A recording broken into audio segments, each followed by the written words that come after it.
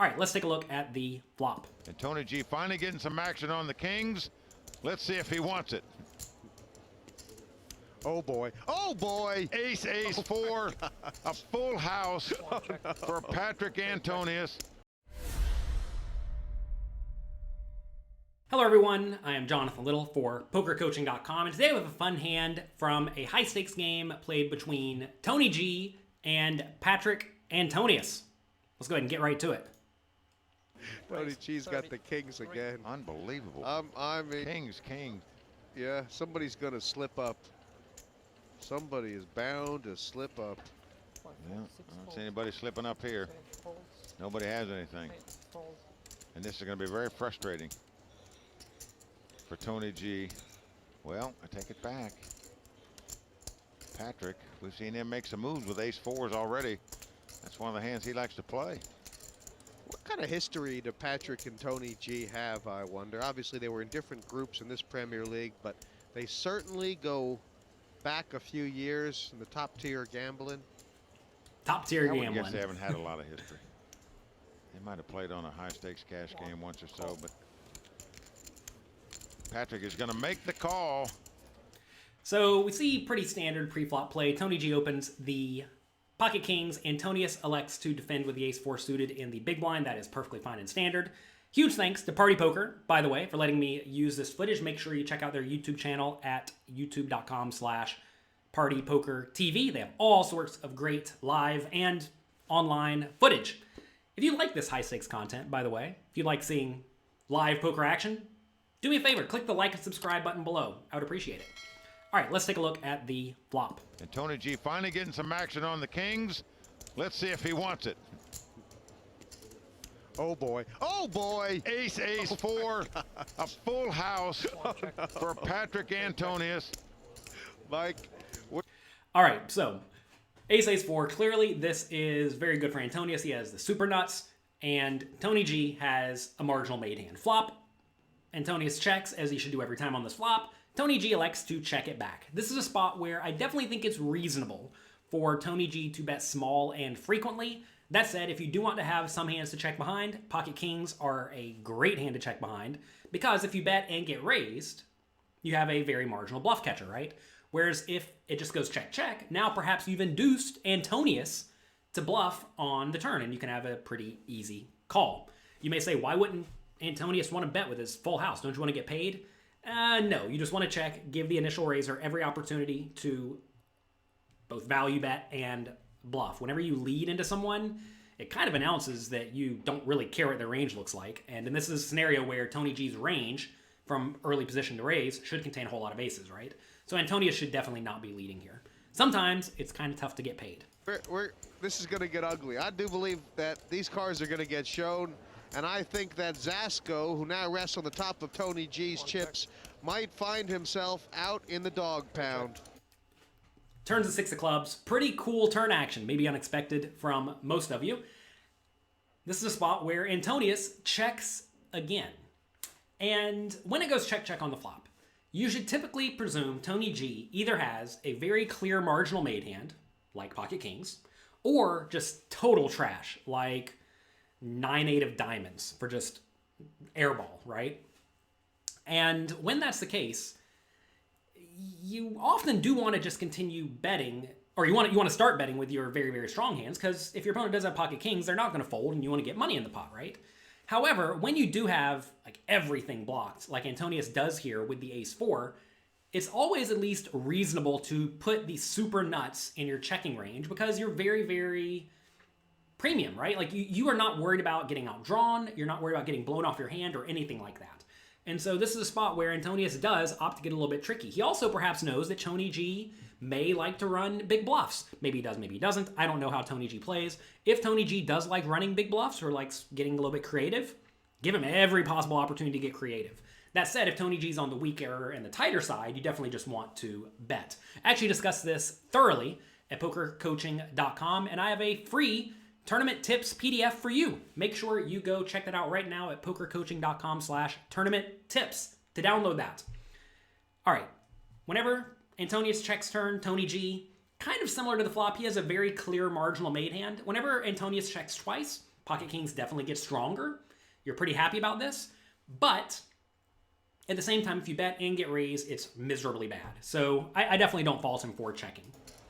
Well, let's go and check again on the turn. How can he check kings twice here? I actually don't mind checking kings twice. I think it's reasonable.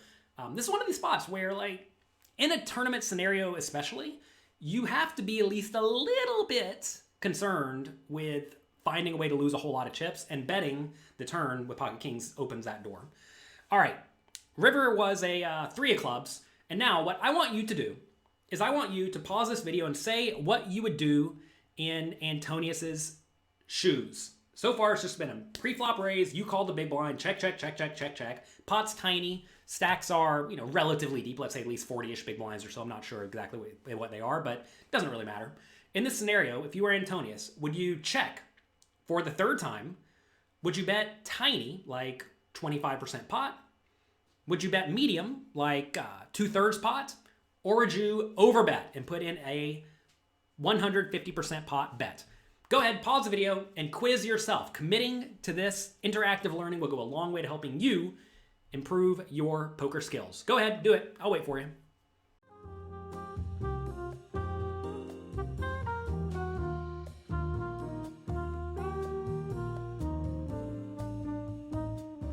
All right, did you do it? Good. This active learning process is going to go a long way to improving your poker skills. And if you like this type of thing, make sure you check out pokercoaching.com, where we have lots and lots of interactive quizzes and private high-stakes, what are they called? Streams. Private streams featuring myself and other world-class poker players, where you have a small group of people who are in there actively learning together, questioning all the spots, and making sure we are all finding the best possible plays. So to get in that, make sure you check out pokercoaching.com/free. All right, on the river, what does Antonius do? Kind of like the turn, it's a situation where if you think Tony G is capable of getting out of line, you should probably check again. Also, the nice part about checking the river is that now, once it goes check flop, check turn, if Tony G does have a hand like pocket jacks or pocket kings, he's probably going to put in a value bet, right? Because it's almost certainly the best hand. And Antonius could easily have a 4 or a 6 or a 3 that may feel inclined to call. Also, if he has nothing, if he was just like randomly giving up with 9-8 of diamonds, is he really going to check down the 9-8 of diamonds? Probably not. He's probably going to bluff that as well. So while I think Antonius's turn check was, suspect, I definitely think the right play in this scenario on the river is to check. Now the 3 of clubs comes off. Patrik has to make a bet here at this pot, doesn't he?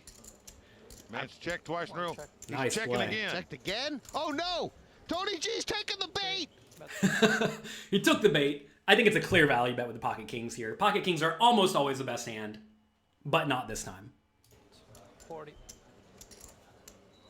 He took the bait! Well, he took the bait, and now he's going to be so angry because he's hooked. He's not going to see the hand.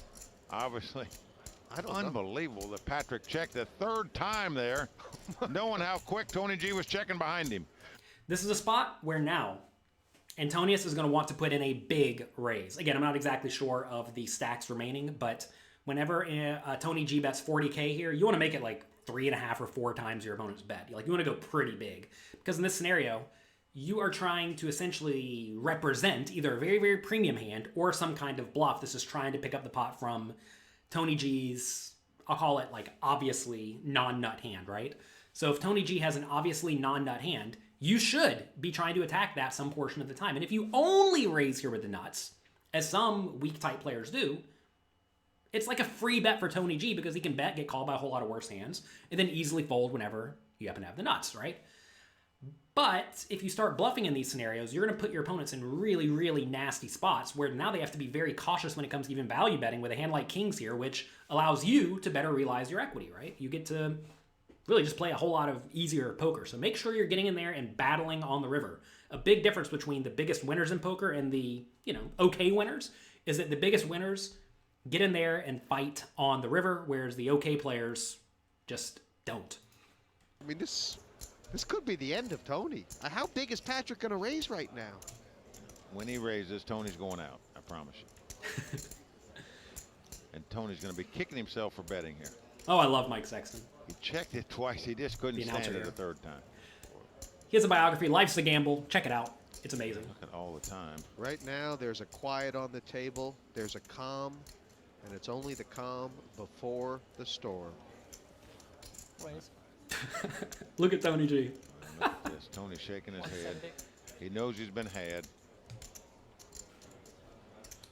What a slippery play by Patrik, and just outstanding. I'm trapped, Tony says. I know I'm trapped. So this is actually a tougher spot than it appears for Tony G, because if your range, as played at this point, is literally like pocket kings and worse, which it very easily could be. Maybe he has pocket threes, obviously don't fold threes. Maybe he has weird pocket sixes, clearly don't fold sixes. But if your range is the vast majority of range is pocket kings and worse, you need to find some hero calls here. Otherwise, you're going to be really easy to push around, right? So what hands make the most sense to call in this scenario? Well, in this scenario, Antonius is essentially representing either a really, really good hand, full houses, straights, and flushes, or he has nothing, right? So in this spot, I think you would really like to bluff the king high, or really like to block the king high flush, right? Because that's a hand that Patrik Antonius could definitely have. Check, check, flop, sure, with king high. Check, check, turn with king high, sure. And then he would consider putting in the check raise with the king high flush on the river, sure, right? So I think you really do want to block that particular hand. Maybe you would also like to have a 5 if you think Antonius would make this play with a straight, which, you know, again, he could have the random straights. Don't think that's all that relevant, though. I think the king of clubs is a card you probably want to have to call. Now, you may say that doesn't Antonius perhaps check raise bluff with the king of clubs some portion of the time? And I do think that's also maybe possible. So maybe your blockers are not incredibly relevant here, but I do think you'd rather have the king of clubs in your hand than not for Tony G. So, look, I'm not going to say it's a call or fold because I don't know Antonius' strategy. I do know Antonius is a very, very world-class, high-stakes, heads-up, six-handed, full ring, all sorts of games player. And against players like that, you probably do want to find some calls, and I think the king of clubs with another king is actually a pretty reasonable calling hand. Yeah. Look at the size of the raise, too, 140,000. 130,000. Nasty spot, though, that's for sure. This is just like a frustration call here. Pops it in there. there. Bad call by Tony, I think. Patrick's just not going to make a play here in that spot without an ace in that spot at a minimum.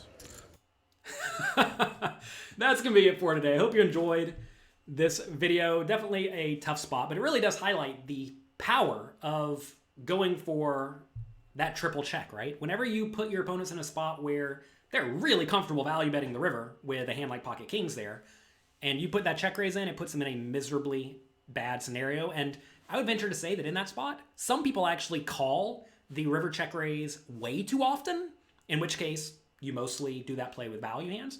And some players, I think probably the majority of players, fold way too often. And if you know your opponents fold way too often, then you can start putting in a whole lot of check raise bluffs there, and you're going to pick up a lot of small and medium pots that you perhaps would not otherwise do. Make sure, if you want lots of tournament tips like this, that you check out the completely free downloadable PDF that I have available for you at pokercoaching.com/tournament tips. That's going to be it for today. I hope you enjoyed this video. Good luck in your games. Have a great, great week, and I'll talk to you next time. Thanks for taking the time to watch this video. I hope you enjoyed it. If you want more strategy lessons, pre-flop charts, and interactive quizzes, make sure you get your free membership to pokercoaching.com right now at pokercoaching.com/free. I'll talk to you next time.